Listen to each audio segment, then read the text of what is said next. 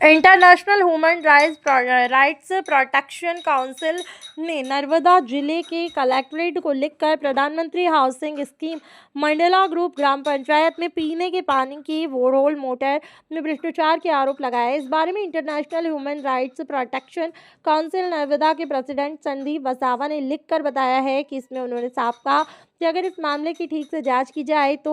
डेडियापाड़ा तालुका के कई गांव में प्रधानमंत्री हाउसिंग स्कीम पीने के पानी की बोरवेल मोटर प्रोजेक्ट में करोड़ों का भ्रष्टाचार सामने आ सकता है। कहा गया है कि अब देखना यह है कि क्या हाई अधिकारियों द्वारा जांच के आदेश दिए जा रहे हैं। नमस्कार, हूँ वसावा संदीप, आंतरराष्ट्रीय मानव अधिकार सुरक्षा परिषद नर्मदा जिला प्रमुख। आज रोज अमारी टीम द्वारा माननीय कलेक्टर साहेब श्री,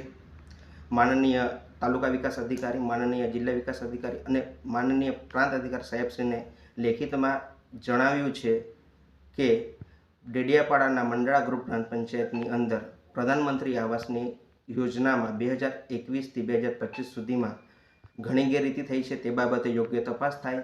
તેમજ પીવાના પાણીની વ્યવસ્થાની અંદર પણ ઘણી ગેરરીતિ થઈ છે, જેની અંદર અમને જે સૂત્રોથી માહિતી મળેલ છે તેમ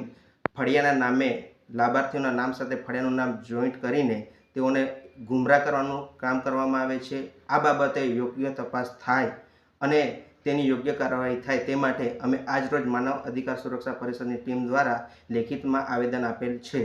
જેની યોગ્ય તપાસ થાય એ અમારી માંગ છે।